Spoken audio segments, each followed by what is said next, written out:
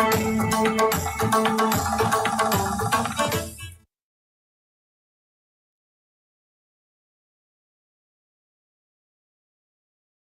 evening, ladies and gentlemen. Jai Hind.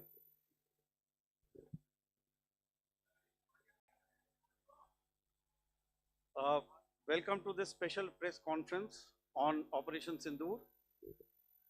We will begin with opening statements by the three senior officers to my right here, who have been directly overseeing operations during Operation Sindoor. We have Lieutenant General Rajiv Ghai, Director General Military Operations, who will cover the aspects related to land domain. Air Marshal A.K. Bharti, to his right, Director General Air Operations, will provide insights on the air domain. And to my right is Vice Admiral A.N. Pramod, Director General Naval Operations, who will cover aspects on maritime domain. Following their briefings, we will move on to the question answer session. I now request the DGMO to commence the opening brief. Thank you, Sandeep. A very good evening to all of you, ladies and gentlemen.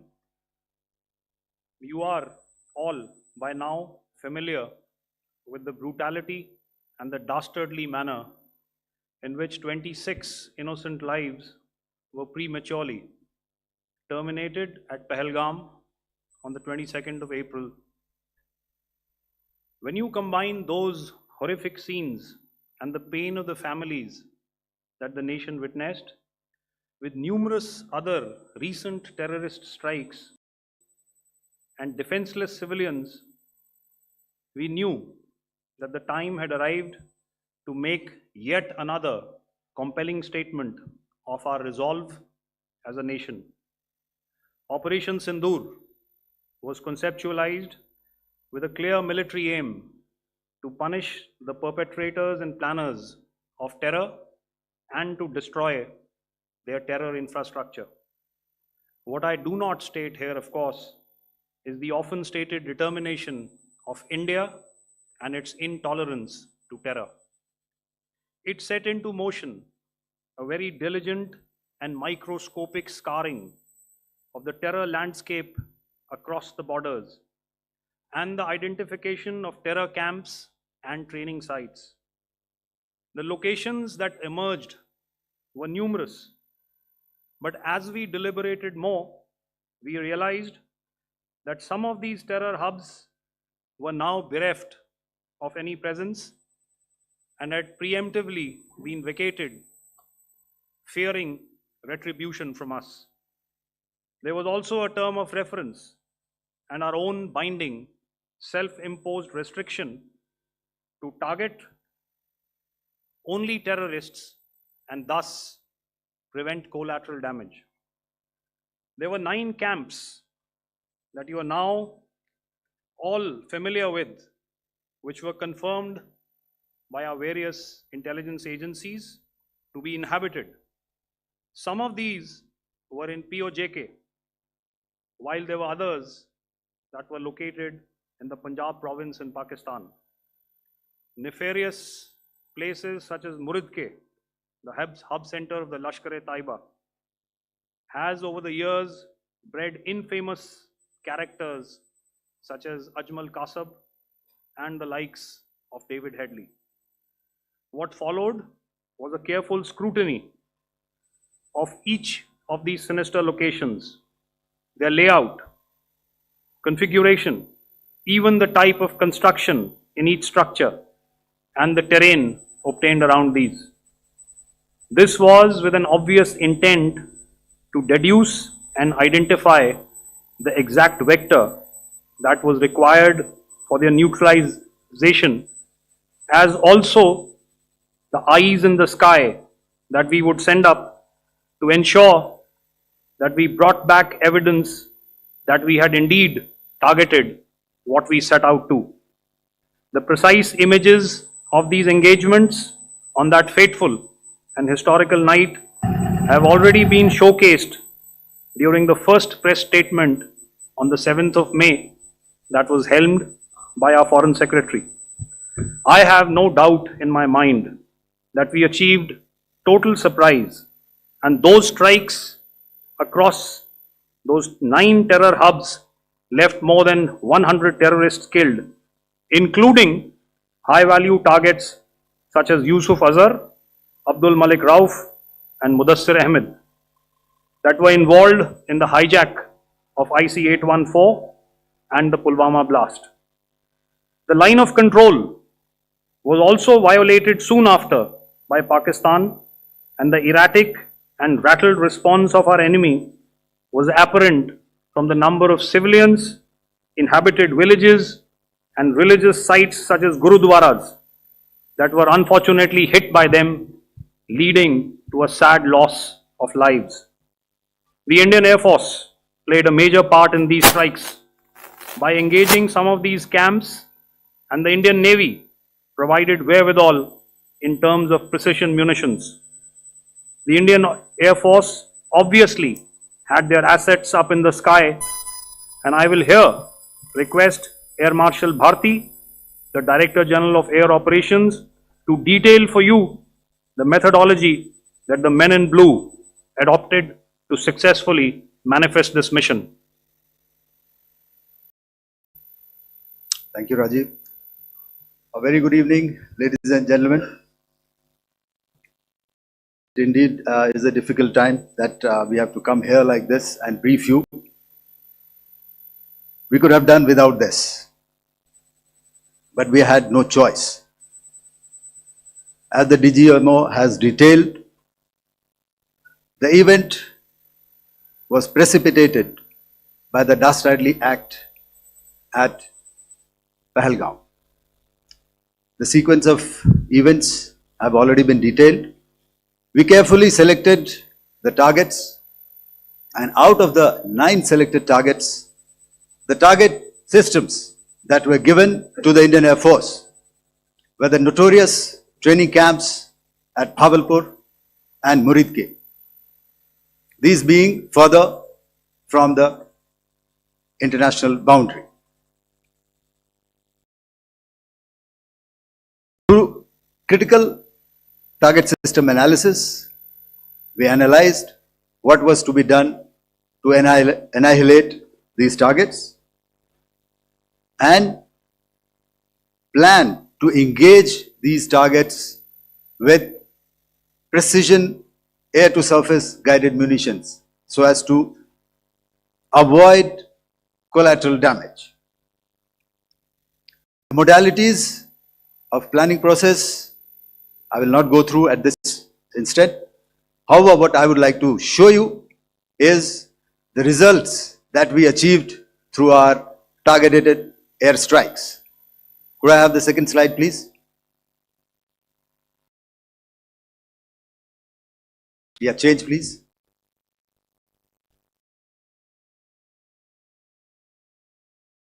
Okay.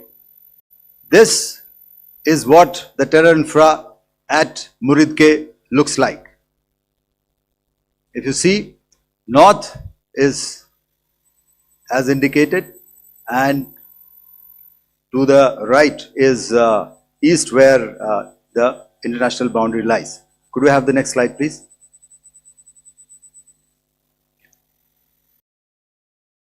Orientating.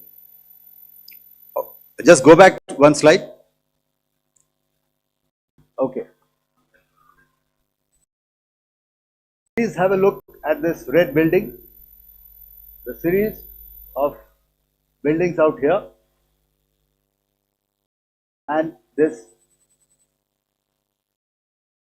empty ground. Next.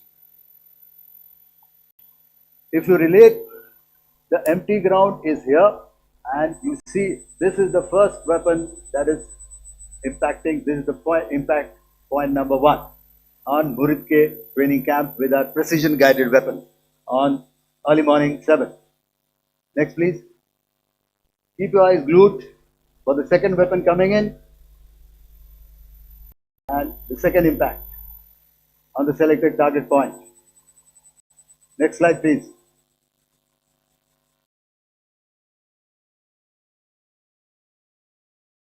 Third weapon.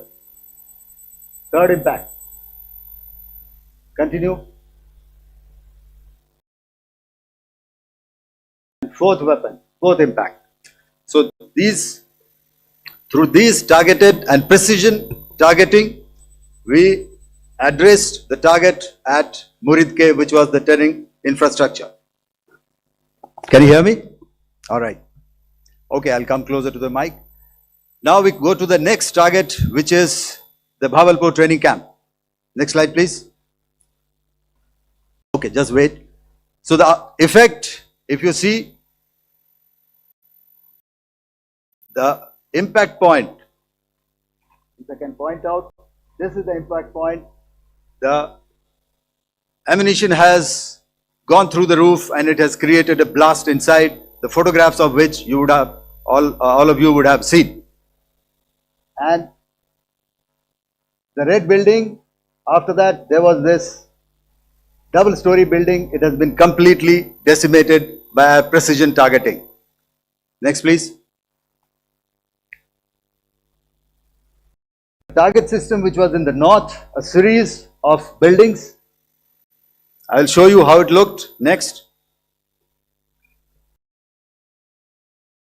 Completely destroyed by our precision targeting. Next.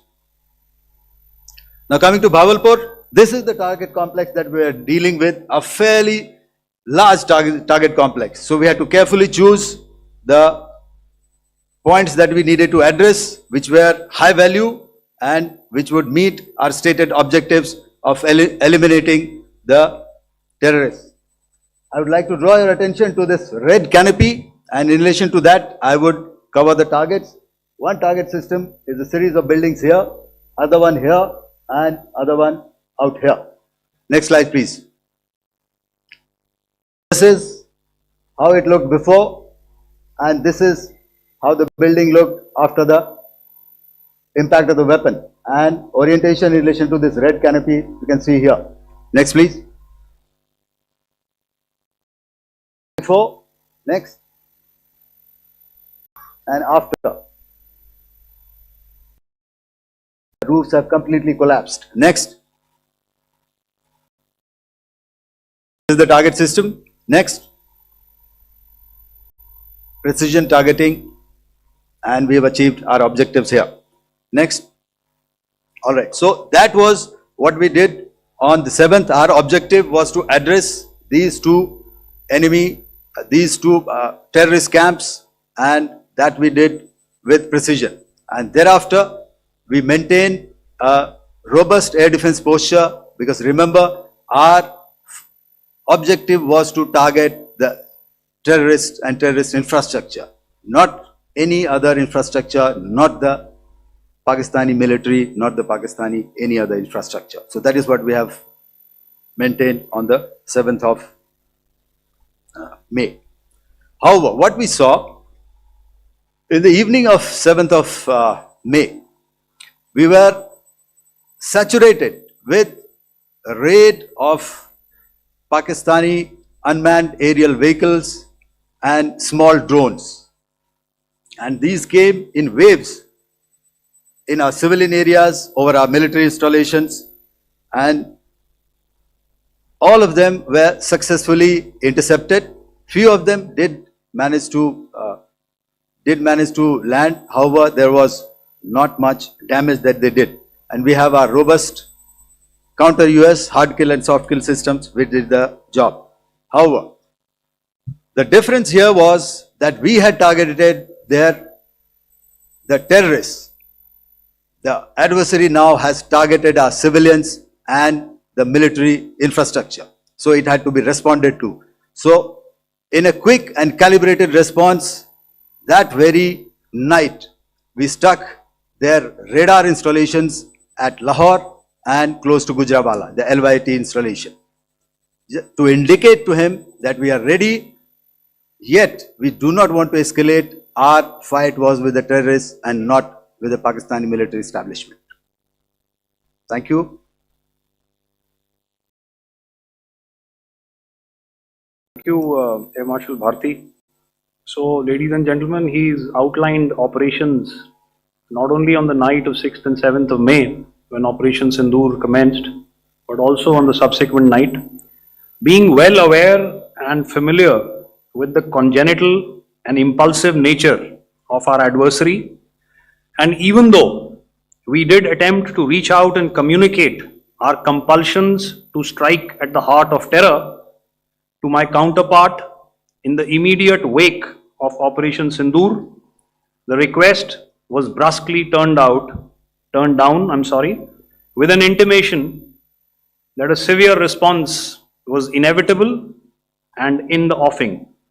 We were, of course, prepared. Operations on the 7th and the 8th, Air Marshal Bharti spoken about. On the night of 8th and 9th of May, they flew drones and aircrafts into our airspace all across the borders and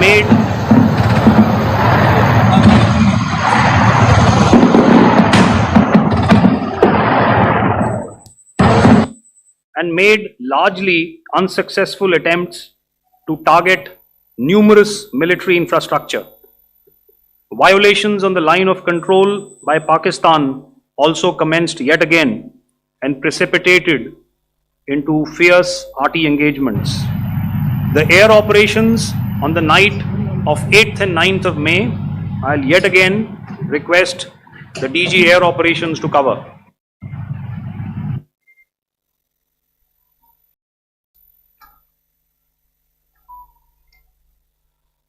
I just covered what happened on the night of 7th and 8th. What we found that on the night of 8th and 9th, starting as early as 22:30 hours, our cities had a mass raid of drones, unmanned aerial vehicles, UCAVs, starting right from Srinagar, going down right up to Nalia. It was a mass raid in waves and it was relentless. However, we were prepared and our air defense preparedness ensured that there is no damage on ground or to any of the intended targets that the enemy might have planned for. The difference between 7th night and 8th night was that on 7th night, he sent in his class of UAVs, however, these UAVs can go some distance, they are armed. However, on the 8th, less numbers of armed UCAVs were there or UAVs were there and more numbers of quadcopters, maybe for surveillance or just for harassment of civilians. This continued till midnight. Our air defense preparedness ensured that there was no damage on the ground either to the military installations or to the civilians. However, the enemy had yet again shown that he wanted to up the ante and he wanted a fight, and we were up to the task. In a measured and calibrated response, we once again targeted his military installations, which included his SAM sites at Malirkant. This also included his surveillance radar sites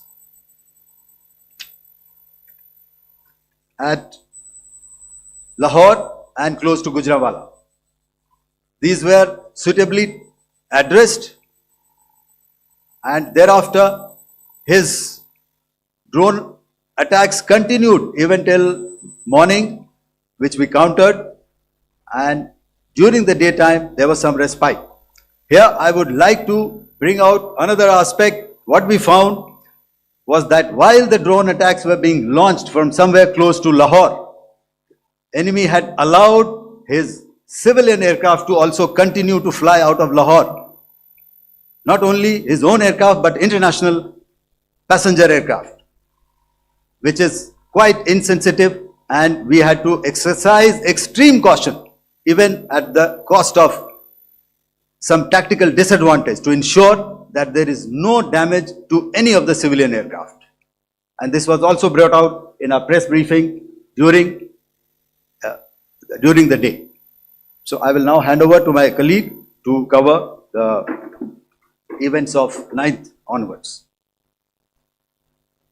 On land, we also undertook certain measures such as deployment of air defense and electronic warfare assets to establish an integrated grid with the Indian Air Force, and I have seen and heard some of you wax eloquent about the benefits of such an architecture when it comes to negating and combating air intrusions. We also carried out deployment to include movement of our forces in the land, sea and air domains. The night of the 9th and the 10th of May saw similar intrusions by drones and aircrafts, and this time there was a concerted effort to target airfields and some very, very important logistic installations, albeit yet again unsuccessful and denied gallantly and efficiently, I must say, by the integrated Indian Air Force and Indian Army Air Defense. We further strengthened our deployment and also initiated some pressure points to send a very clear and unambiguous message to the other side to desist from any misadventures on land. Some of the airfields and dumps saw repeated attacks in waves from the air. All were thwarted. The Pakistan Army has reported to have lost approximately 35 to 40 personnel in artillery and small arms firing on the line of control between the 7th and the 10th of May. What the other side had probably also not reckoned with was the speedy and precise turnaround and hit back by the Indian Air Force. And I will yet again ask Air Marshal Bharti to speak about these significant and game-changing strikes. I will thereafter request Vice Admiral Pramod, my colleague and Director General of Naval Operations, to tell us about some very telling naval maneuvers in the Arabian Sea that exerted pressure on the night of 9th and 10th of May. Over to you, sir. Commencing about 2000 hours, that is 8 p.m. local time, on 8th of May, several Pakistani unmanned aerial systems, drones, combat vehicles attacked multiple IF bases. These included Jammu, Udhampur, Pathankot, Amritsar, Bhatinda, Nal, Dalhousie, Thois, Jaisalmer, Uttarlai, Falodi, Nalia. These were almost simultaneous and they came in waves. All our AD guns and other systems were waiting for them. All these waves were neutralized by our trained crew using the air defense systems that they have, and also some of them were utilized using our legacy systems like Pechoras and IF Summer, which we have recently acquired, and some were neutralized by the Garud snipers. There was no damage on ground from these incursions and these mass raids, if I could call them, from the Pakistani side. However, following these relentless attacks on our air bases, on our forward positions and on our civilian targets, this was time to convey some message to our adversaries. And therefore, a decision was taken to strike where it would hurt.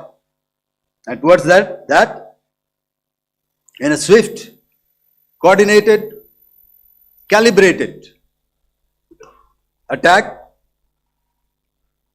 we struck these air bases, command centers, military infrastructure, air defense systems across the entire Western Front.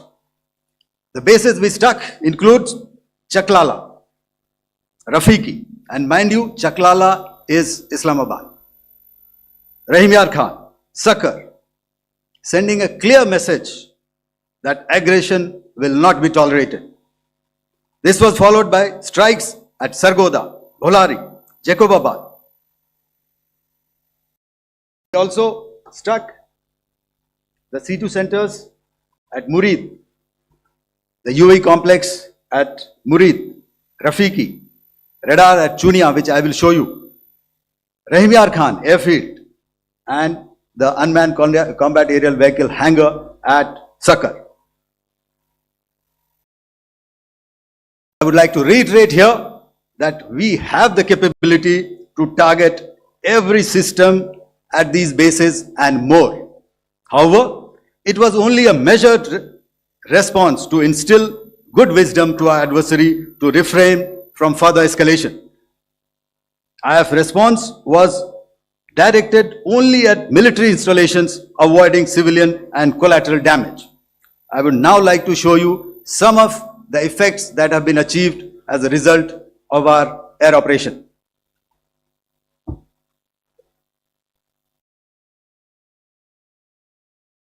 Here is the Pasroor air defense system. If you could see, zoomed up view, this is the radar mounted on a high tower. And after the strike,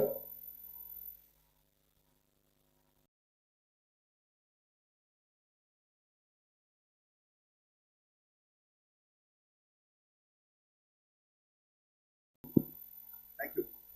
Can you hear me? Yeah, thank you. And after the strike, this is what has happened. This radar has been taken out, completely burnt. Next slide, please. The Chunia air defense radar, which was taken out on 7th and 8th. This is the radar site. A blown up photograph, once again, on a tower. Not very clear, but what you see very clearly is the after effect after we have struck. The radar head has been completely decapitated. Next slide, please. Arifwala air defense radar. In this complex, you see how it looked before, blown up image, and after really blown up. Next. Now coming to Sargoda airfield. Remember, this is one of their important airfields wherein they have a lot of assets, F-16s, other assets which they keep getting, training institutes. And we have stuck this airfield. It is not, if you zoom in here, then one impact point here on the runway and second impact point of our weapon, precision weapon on the runway. And if you see this blown up, repairing going on. Same here. Next. Rahim Yar Khan. This is the area we have struck. A deep strike out here and one complex here. So this is how it looked before, and same. You see a big crater, another crater here, and this complex after strike neutralized. Next. Chaklala airfield, Noor Khan, once again a major air base, a lot of their logistic assets out here. This was the chosen complex that we intended to strike and convey a message. Next slide, please. This is how it looked before, and this is how it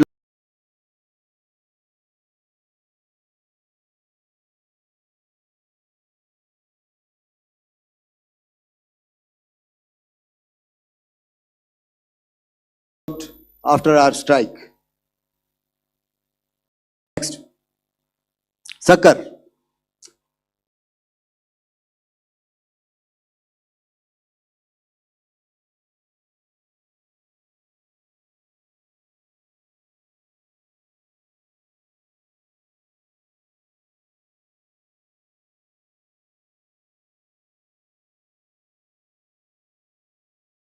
Chose the radar site at Sakar.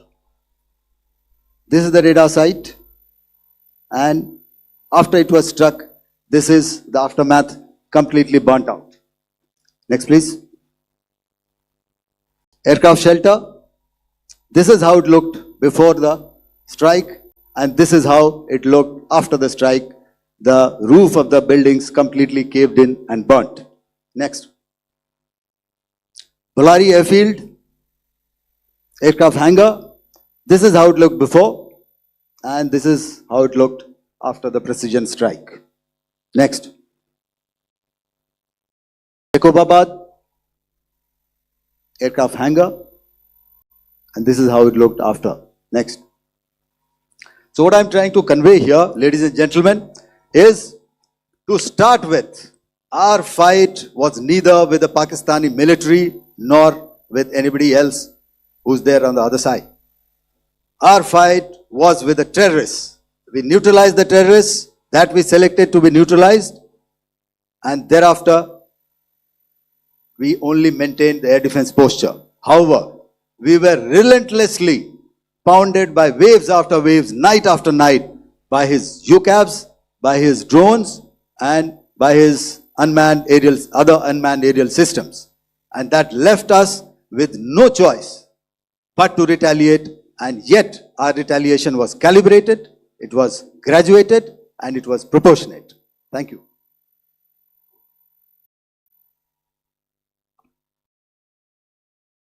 Good evening, ladies and gentlemen. In the aftermath of the cowardly attacks on innocent tourists at Pahalgam in Jammu and Kashmir by Pakistani-sponsored terrorists on 22nd April, the Indian Navy's Carrier Battle Group, surface forces, submarines and aviation assets were immediately deployed at sea with full combat readiness in concert with the Joint Operation Plan of the Indian Defence Forces.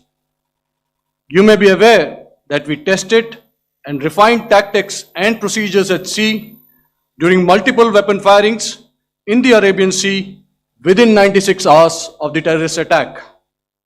The aim was to revalidate our crew, armament, equipment and platform readiness to deliver various ordnance on selected targets precisely.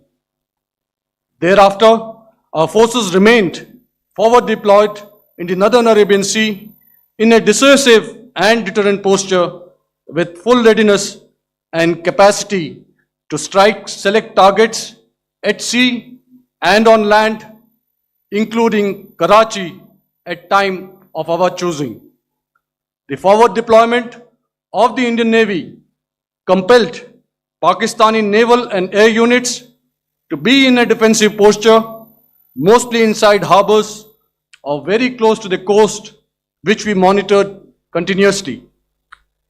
The Indian Navy maintained seamless maritime domain awareness throughout the duration and was entirely aware of the location and movement of Pakistani units.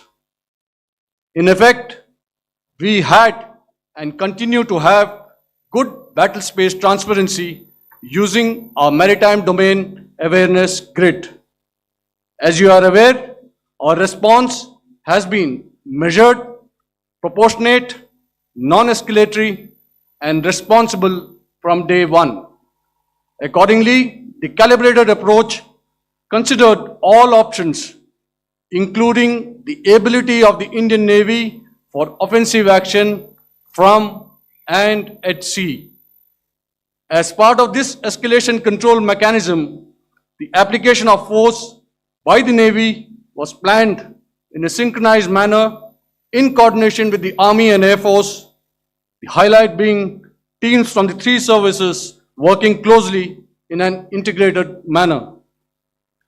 Along with the kinetic actions by the Indian Army and Indian Air Force, the overwhelming operational edge of Indian Navy at sea contributed towards Pakistan's urgent request for a ceasefire yesterday.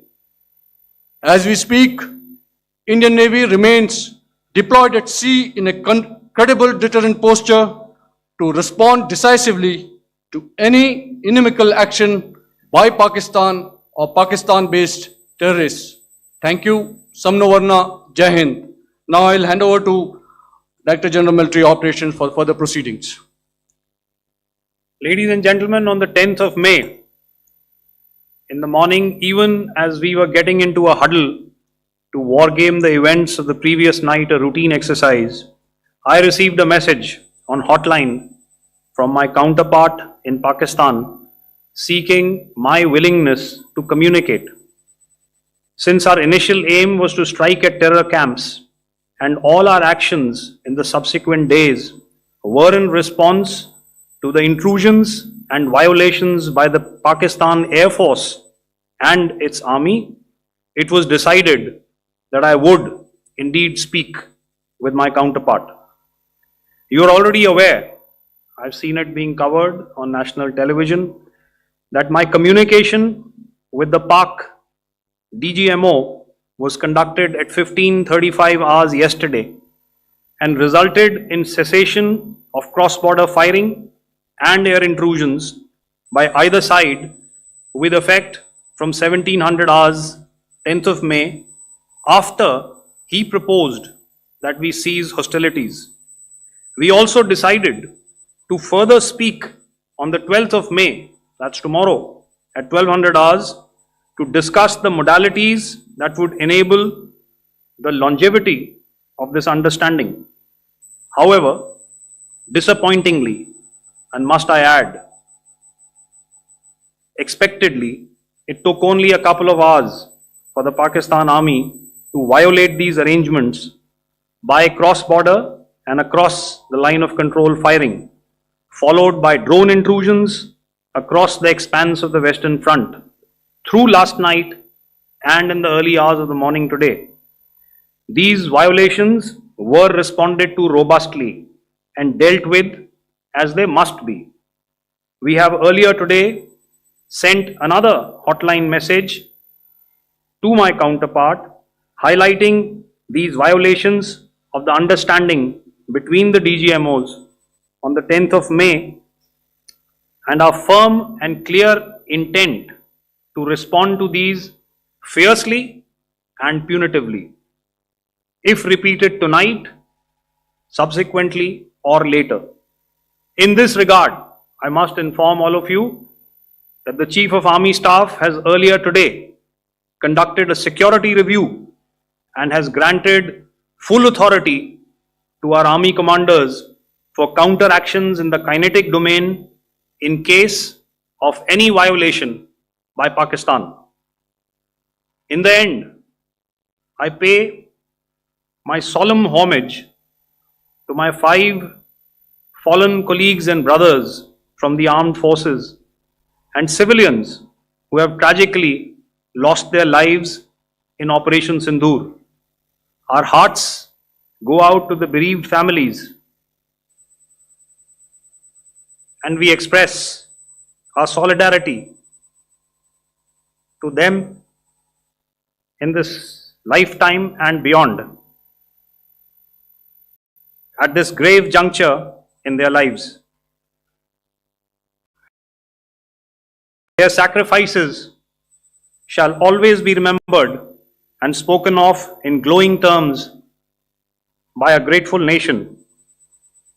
We have thus far, ladies and gentlemen, exercised, and my colleague Pramod highlighted this, immense restraint, and our actions have been focused, measured, and non-escalatory. However, any threat to the sovereignty, territorial integrity, and safety of our citizens will be met with decisive force. Jai Hind. Okay, ladies and gentlemen, we are now open for questions. All right, now since I would not know all of you, I would expect you to please raise the placard or your hand, and once I indicate, I expect you to please give out your name and the media group that you belong to. Keep your questions short so that we can take as many questions as possible. Also, ladies and gentlemen, kindly bear in mind that confidential aspects may not be answered by the 3 DGMOs. Right. I've got a lot of hands there. Let me start from the left. Left foot always in front when we start marching. So here we have To the left, okay. Yeah, 238. Hello. So this is Manas Pratimhuyan from PTI, Press Trust of India. So the understanding that was reached yesterday on stopping the military operations and actions, was it for just 3 days? And what would be the cost escalation if there is violation of this understanding by the Pakistani side? And my subsequent question would be that we have a kind of ceasefire agreement with Pakistan that was finalized in 2003. So will there be some kind of similarities in frameworks between the two kind of understandings, 2003 ceasefire agreement and the current understanding on stopping military operations? And again, what would the cost that will be incurring on Pakistan if Pakistan again resorts to this kind of terrorist activities, because we have made it very clear that the cost will be very high. So I would like to have your thoughts on it. Okay, so I'll answer the latter part of the question first. I also want to add that while the initial ceasefire agreement, as you correctly pointed out, is of the 2003 vintage, but I must remind you that in 2021, in the month of February, and this was then when the crisis in eastern Ladakh was also on, the two DGMOs had spoken and arrived at a ceasefire understanding that lasted right up until this unfortunate attack at Pahalgam. Once our Foreign Secretary had announced the decisions of the CCS in the immediate wake of that attack, he had announced certain measures, and then of course Pakistan had in turn made its own announcements. Since then, there have been certain violations of this ceasefire understanding, and of course after the 7th of May, like I pointed out during my statement, that there have been numerous violations on the line of control especially, and of course along the international boundary by the Pakistan Army and the Pakistan Air Force. This understanding that we spoke about yesterday, no, it was not for 3 days. It was first to stop aggressive and hostile activities immediately, let that order and direction settle down for about 36 hours, and thereafter discuss modalities, like I said, to ensure its longevity. That is tomorrow on the 12th of May. But unfortunately, we had a violation starting at approximately 1900 hours last night, and we've sent a communique, like I said, to the Pakistan Military Operations Directorate, and we will await what happens tonight. All right. The cost escalation, I'll leave it to your best imagination. I've already said that the response will be fierce and punitive. Now, the right foot forward. Yeah.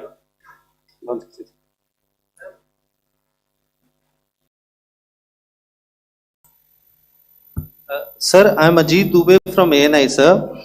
Sir, my question is that you talked about the loss of lives to the Pakistan army, that was around 35 to 40 kills secured by the Indian army. Sir, can you tell us what would be the total loss of life to the Pakistan army in both army and air force attacks, sir? And how good was the performance of the BrahMos, Scalp and the S-400 during the operations? And sir, since we just one line. No multiple questions, please. Sir, all right. And since sir, we have achieved such a spectacular, we have made good achievements in this entire operation, can we say that we have emerged victorious, or we have a big upper hand over the Pakistanis in this entire conflict? Thank you very much, sir. So I'll answer the question about the loss of lives on the other side. Of course, there are various means to ascertain that number. There is information from various agencies that come in. There are, of course, on the line of control, other ways to find out as to what has been the effect of what you are doing there in ceasefire violations. So therefore, I mentioned 35 to 40 on the line of control, and please remember that once Operation Sindoor was launched, the responses of the Pakistan Army were also on Indian Army or the Indian Armed Forces infrastructure. Let me put it that way. So that's why I did not cover casualties of the Pakistan Army, at least in the initial phases of battle, because those were not our targets. Our targets were terror oriented, and of course later, once they launched air intrusions and air operations on our infrastructure, we've used heavier weapons, and of course there would have been casualties, but those are still being assessed. The effects of the weapons that you mentioned, I will request Air Marshal Bharti to apprise all of you about those. Good evening, Mr. Ajit. How are you? Ajit, okay, you're meeting after some time. I never mentioned about any of the weapons that we used. Okay. What I was saying, that I never mentioned of any of the weapons, the caliber that we used. All right, so we'll leave it at that. Those are matters of operational details which I would not like to go into. But suffice to say that whatever methods and whatever means we have chosen, it had the desired effects on the enemy targets. How many casualties? How many injuries? Well, to start with, our aim was not to inflict casualties, but in case there have been, it is for them to count. Our job is to hit the target, not to count the body bags. And the last part of your question, I wonder if you read out the tweet on ADGPI at midnight once we'd done what we had to in Operation Sindoor. And that's credit to my friend here on the left. Justice has been served, Ajit. That is all that I will say. Ajit, I'll request you to, refrain putting words into his mouth. All right. Yeah, I'll come back to the left. 147. Sorry, 47. No, 47. Did I see it here or? Yeah. Good evening, gentlemen. Sorry, 147. I saw it there. Sorry. Yeah. Since I've already said 147. Start, please. Hi, sir. Good evening. This is Shivam Patel from Reuters News Agency. Thank you for giving me the opportunity.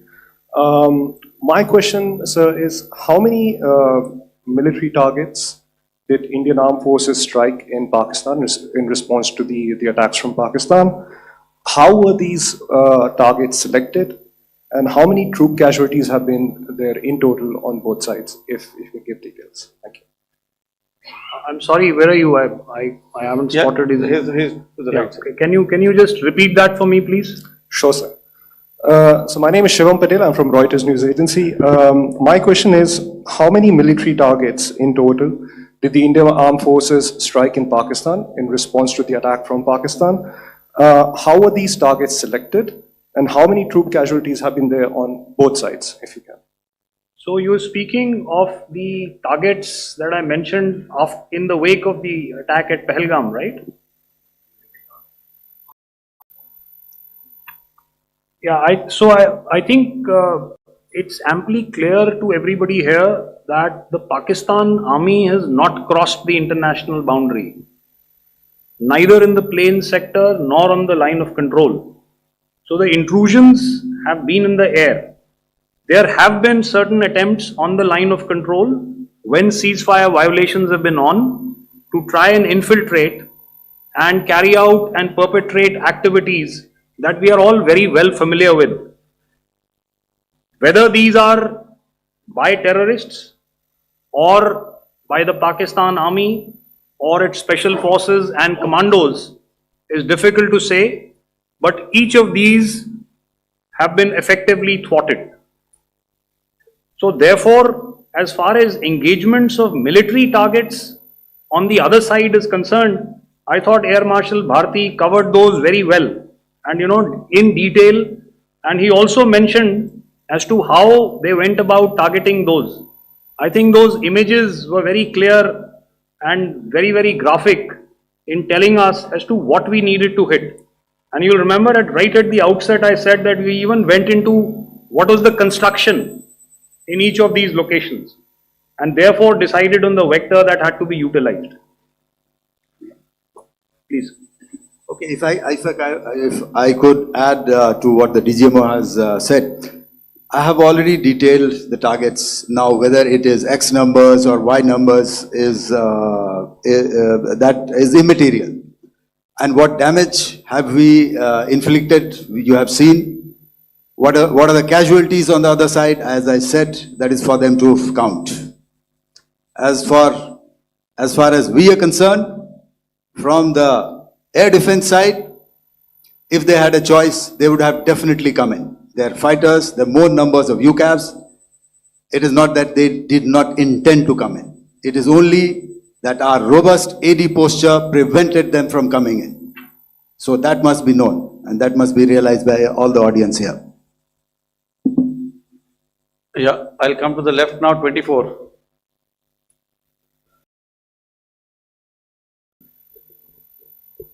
Good evening, sir. This is Anuvesh Rath from Z. Sir, I wanted to know on the first briefing, which was done by FS and two representatives from Air Force and Army, you showed a list where there was 21 places in that list. You have stuck 9. Are more operations going to be held? Is Operation Sindoor still on? And the second question, thank you, sir. Thank you so much. And also, I want to congratulate all three of you for a fantastic operation that you guys have done. Thank you so much. Thank you so much for that one question. Yeah. Sir, the question. Unfortunately, Rath, is that your name? I'm sorry. As far as operational details are concerned, I am not in a position to share those right now. But I think I'll take a cue from Pramod. He said towards the end that the Indian Navy is still in a posture that is deterrent. And I have already made it very clear towards the end of what I said that it's only a couple of hours ago that the Chief of Army Staff has carried out a security review and he's authorized our army commanders to deal with violations of any kind from across the borders in a manner that they deem fit. So again, to reiterate, the response will be fierce and it will be punitive.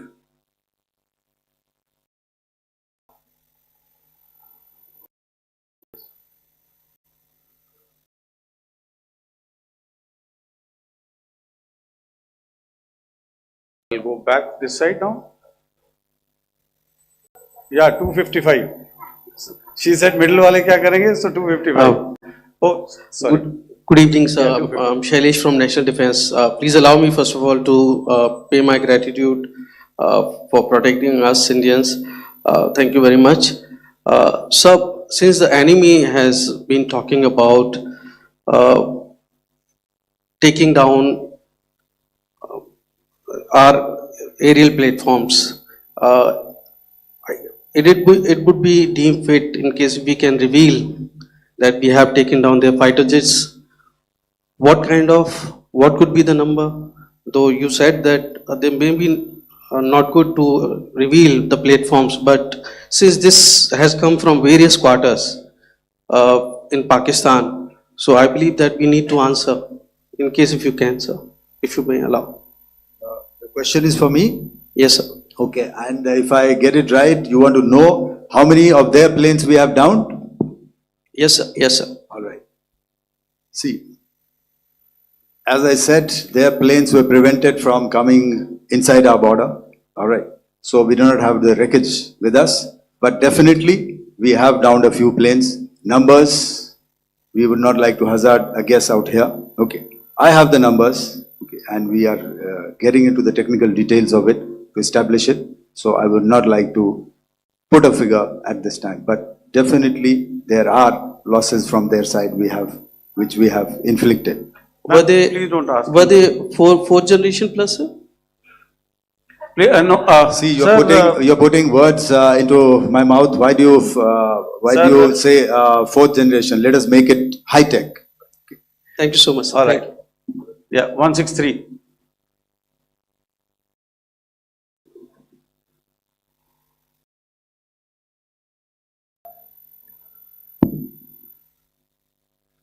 तो मैं मंजीत नेगी हूँ आज तक से। मेरा सवाल ये है कि इस पूरे ऑपरेशन में जो आतंकी ठिकानों को निशाना बनाया गया, क्या नंबर्स कुछ बता सकते हैं कितने आतंकी मारे गए? कुछ नाम सरकार, मतलब कुछ नाम मीडिया में आए भी हैं जो बड़े उसके मास्टरमाइंड थे।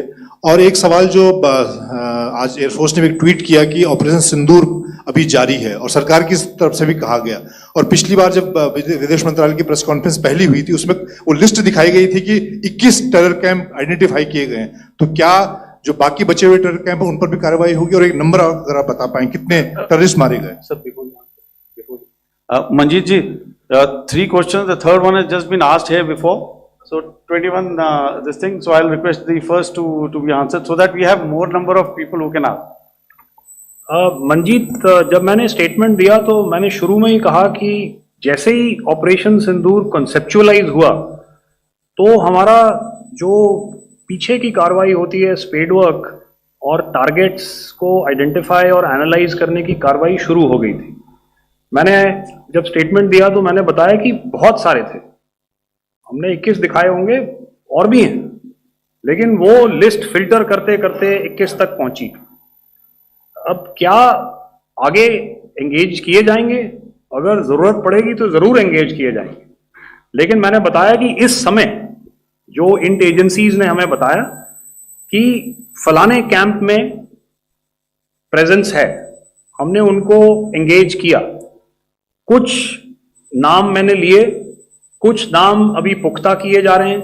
मैंने आपको बताया कि जो इंट एजेंसीज ने अभी तक असेसमेंट किया है उसमें उन्होंने कहा है कि तकरीबन 100 से ज्यादा मारे गए हैं।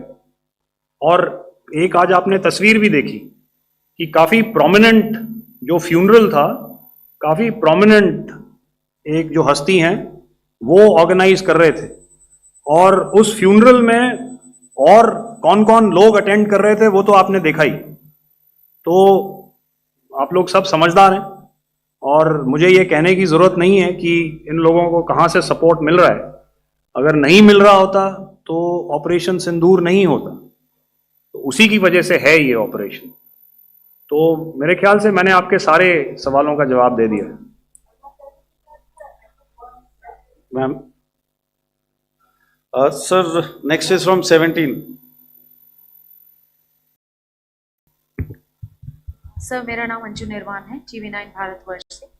सर, मेरा सवाल ये है कि ऑपरेशन सिंदूर में हमारी जो इंडियन नेवी है उसके बारे में सर थोड़ा सा बताएं कि किस तरह की उसकी भूमिका रही, क्योंकि हमने इस दौरान सर देखा कि बहुत सारी स्पेकुलेशन भी रही और ये बोला गया कि कराची तक हमारी नेवी ने ऑपरेशन किया है।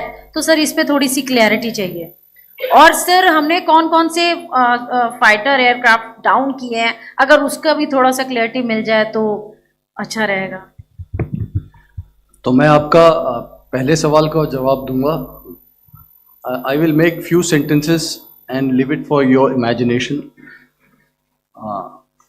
First of all, as I mentioned, we have quantitative and qualitative edge to deliver a massive blow to our adversary, and we completely dominate in the maritime front.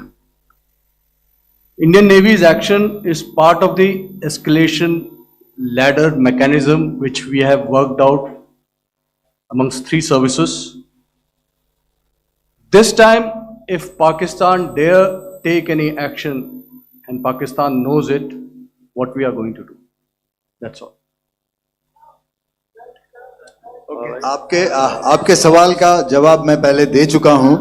आपके सवाल का जवाब मैं पहले दे चुका हूं, इसलिए मैं बस उस तक ही सीमित रखूंगा और इतना कहना चाहूंगा कि आने वाले दिनों में आपको खुद ही पता चल जाएगा और ऐसी बातें छुपी नहीं रहती हैं, तो पता चल जाएगा। So at this time we'll just let it be.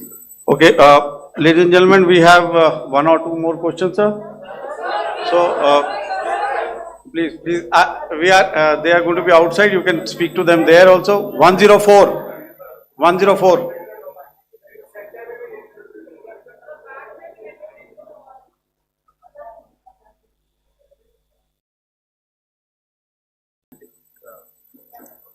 Yeah, ask. Sir, Dinakar with the Hindu newspaper. Are you surprised that you got this question? No, sir. Look. Sir, can you give a number of assets we lost, because there's been a lot of speculation going on, international media writing a lot of things about our platforms, including Rafales. I mean, Pakistan claiming that Rafale has been downed, etc. Can you put that question to rest and clarify on that? I guess that question is for me. All right, I'm happy that you've asked this question. You know, we are in a combat scenario and losses are a part of combat. The question that you must ask us, okay, and indeed that we must ask ourselves, you inclusive, is have we achieved our objectives? Have we achieved our objective of decimating that terrorist camp? And the answer is a thumping yes. And the results are for the whole world to see. As for the details, what could have been, how many numbers, which platform did we lose? You know, at this time, I would not like to comment on that because we are still in a combat situation. And if I comment on anything, it will only be advantage adversary. So we don't want to give him any advantage at this stage. All I can say is that we have achieved our objectives that we selected and all our pilots are back home. Thank you. Okay, hold, please don't, please be civil here. So we'll have 220 now. Hello sir, this is Anita Chaudhary sir from Swadesh newspaper. मेरा सवाल है, क्योंकि ये हमारे जो पहले जो action रहा वो आतंकवाद के खिलाफ रहा, तो आतंकवाद में अजहर मसूद की तरफ से एक बयान जारी किया गया था जिसमें उन्होंने कहा कि हम इसका बदला लेंगे और जाल रुलाएंगे। तो क्या अगला, अगर खुदा न खास्ता अगला टेरर अटैक किसी भी तरह का होता है, तो क्या उसे एक्ट ऑफ वॉर में हमारी तरफ से लिया जाएगा और उसका क्या माकूल जवाब दिया जा सकता है? मेरा इसमें सिर्फ एक ही जवाब है आपके लिए कि हमने अपनी कार्रवाई करी। हमने उसके बाद मैंने अपने स्टेटमेंट में भी बताया कि ये कम्युनिकेट करने की कोशिश करी कि हमने इस तरीके से ये जो स्ट्राइक्स हैं वो क्यों की। लेकिन जो हमारा एडवर्सरी है उसने जैसे मुनासिब समझा वो कार्रवाई करी। तो आपने देखा कि ये जो एक्टिविटीज चल रही हैं 3-4 दिन से, ये कोई वॉर से कम नहीं है। नॉर्मल सर्कमस्टांसेस में एक दूसरे देश की एयरफोर्सेस हवा में नहीं उड़ती हैं और एक दूसरे के ऊपर स्ट्राइक्स नहीं करती हैं। हर रात इंट्रूजन्स नहीं होते हैं। लाइन ऑफ कंट्रोल पर सीज फायर वायोलेशंस, आपके एक साथी ने सवाल पूछा था शुरू में, एक सीज फायर अंडरस्टैंडिंग था, वो भी जा चुका है। उस सीज फायर अंडरस्टैंडिंग के जाते जो फायरिंग हो रही है लाइन ऑफ कंट्रोल में, उसमें घुसपैठ की कोशिश हो रही है। आमतौर पर ये घुसपैठ लाइन ऑफ कंट्रोल में टेररिस्ट करते हैं, लेकिन हमें इंफॉर्मेशन है कि हो सकता है ये पाकिस्तान आर्मी की टोलियां भी हों जो हमारे पोस्ट के ऊपर खामी पहुंचाने की कोशिश कर रही हैं। तो ये सारी एक्टिविटीज तो वॉर में शामिल हैं। तो ये कहना मुश्किल है कि आगे क्या होगा, वो स्पेक्यूलेटिव जोन में आ जाता है और मैं स्पेक्यूलेट नहीं करना चाहता हूं। हर एक सिचुएशन अलग होती है और उससे एक तरीके से डील किया जाता है. मैं एक सवाल इसका मैं जवाब देना चाहता हूँ, एक मिनट. सो जो मिलिट्री होता है, our main job is to prevent war and maintain peace and stability. So it is not that our response is a graded response. That means अगर किसी ने किया तो उसको graded उसमें किया, जैसे terrorist action हुआ तो what we did is a terrorist action and then we destroyed all the terrorist camps. उसके बाद आपने देखा कि उनने थोड़ा सा कोशिश किया तो हमारे एयरफोर्स एंड आर्मी ने क्या किया, तो मिलिट्री टारगेट्स हैं उनके ऊपर थोड़ा. So our aim is to maintain peace and tell our adversary that you do this and the response will be bloody. Okay, now as per the, please, we'll have 166 and 25 and after that no more please. Sir, this side. Ladies and gentlemen, please maintain, Sir, I this request side, you to sir. please be quiet. Jal Ghai? No. This side, sir. We have only two Sir, questions left, 166. Yeah, please start. So I'm Rahul Singh from Hindustan Times, sir. So you were totally on top of the game in the kind of losses you've inflicted on the enemy. I mean, we saw the slides and everything. So it kind of comes across that you were batting it 99 and you decided to declare your innings. What are your thoughts on that, sir? And do you think, are you weighing the option of the Pakistan army using this time, buying this time of the so-called ceasefire or the understanding, and you talked about how they could not be trusted. So buying time to kind of build up their war reserves, getting stuff from their friends like Turkey or China, are we considering that possibility, sir? Look, see, the call came from the Pakistani side to speak about cessation of hostilities. What pauses mean during such conflicts is known to everybody. You know, I don't want to go into the pros and cons of how preparation for war is made. You know, that is a process in itself. But I think my senior colleague here, the DG Air Operations, spoke, or he alluded at least, you know, to what this operation was precisely and specifically meant for. And I think that's something that we achieved, you know, right at the outset. Had we had the option not to go further, we probably wouldn't have. But we've been compelled to be in this situation. And as you've seen, the armed forces of India, and you know, you've got the three Director Generals sitting here, we are always prepared to face any eventuality. And like I said, that's for the sovereignty, the territorial integrity, and the safety of our citizens. So whatever has to be done will be done. You know, I'm not so concerned about what Pakistan will do in this time. I'm only concerned about what we will do. We have a roadmap and a plan, and we will follow it diligently, and we will follow it to the T. You know, that's the contention that I want to make here today. Ma'am, please.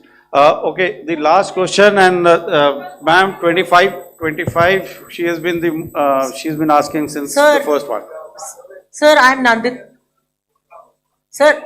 She's not asking a question. Sir, I'm Nandita Dagar, DAGAR from DD News and DD India. Sir, I wanted to ask you that my question is to General Ghai. Sir, you spoke to your counterpart yesterday and the Pakistani counterpart. Sir, what is the Indian Army's assessment that despite that agreement, that talk that you had, despite that agreement coming into effect at 1700 hours yesterday, why did they violate it? And number two, yesterday at the Joint Defence Ministry and Foreign Ministry briefing, Wing Commander Vyomika Singh and Colonel Sophia Qureshi had told us that we have cited the Pakistani troops amassing at the borders and at the LOC. Sir, has that situation changed? Have they withdrawn?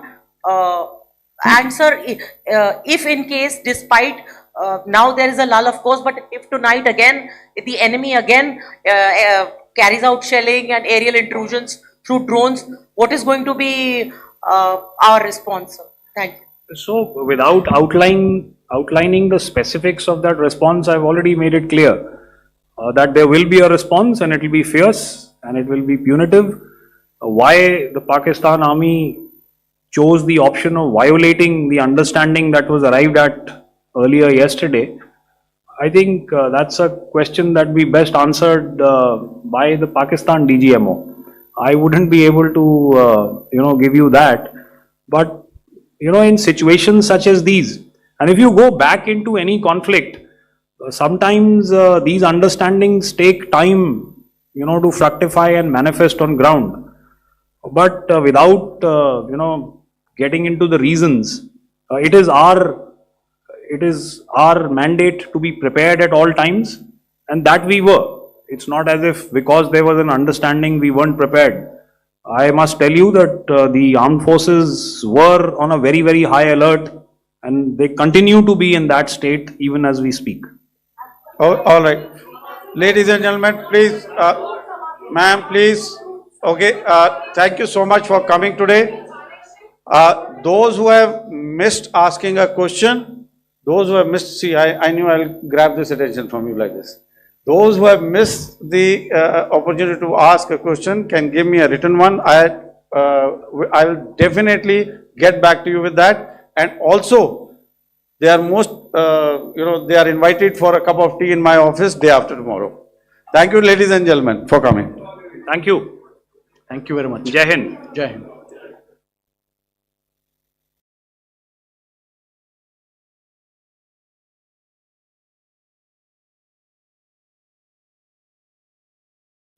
Last day.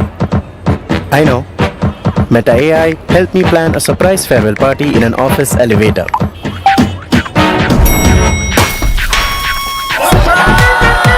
Meta AI के साथ आज क्या करोगे? Free registration, free chat और लाखों verified profiles सिर्फ जीवन